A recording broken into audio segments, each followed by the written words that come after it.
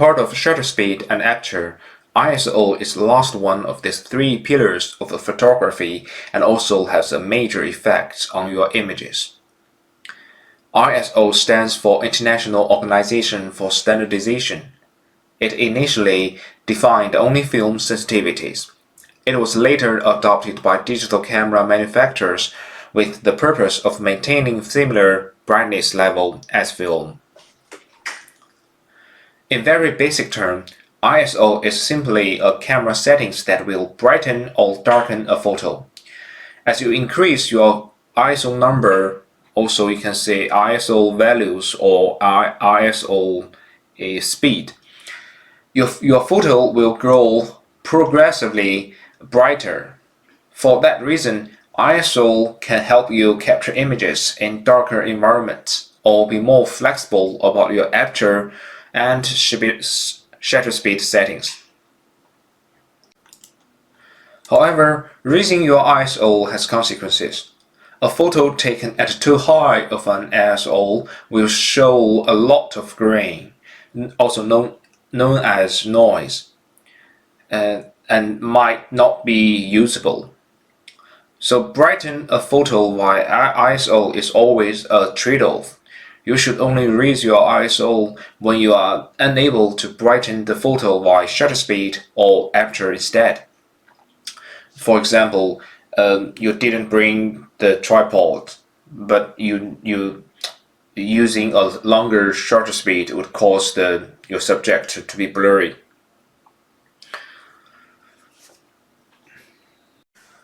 其实讲到这里已经对 ISO 阐述的比较清晰了。那么 ISO 中文上来讲的话就是感光度。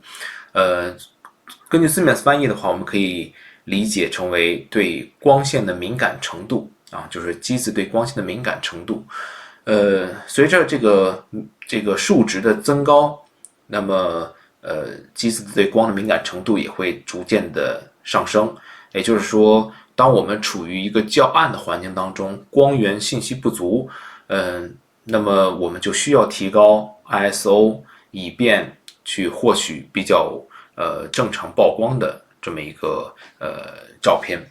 但是较高的这个 ISO 呢，都会给予画面一定的质量上的损失，会或多或少会出现一些这种噪点啊，这种噪点，使得画面变得比较的脏，不太清晰啊。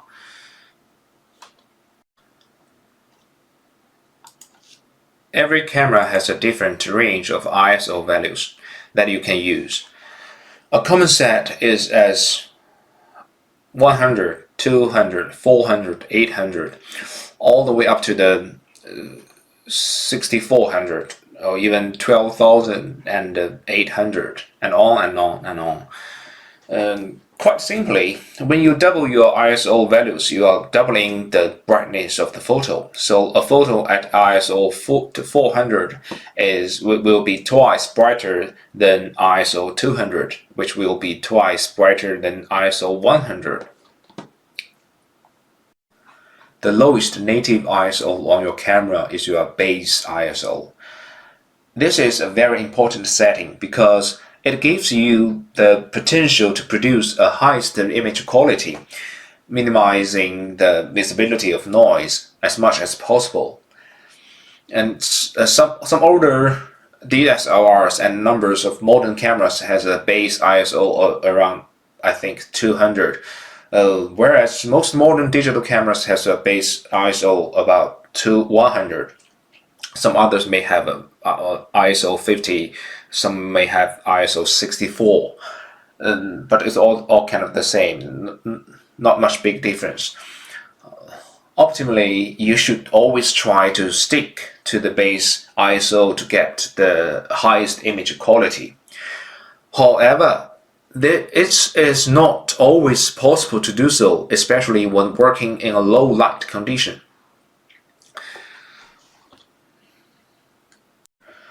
With newer technology, it is common for new generation sensors to have two native ISOs, one high and one low.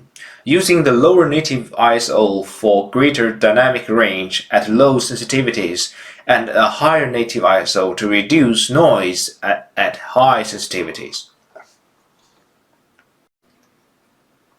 那么这个就是ISO 对于照片质量的影响了。我们之前说过 ，ISO 会产生这个高的 ISO，善于在光线不足的环境下去工作，但是会对照片产生影响，噪点的影响，从而降低照片的质量。那么这个很多人都比较喜欢这个把自己的 ISO 永远都设定在比较低的这样一个档位上，但是并不能够满足我们对夜景或者是一些弱光环境的一个拍摄需求。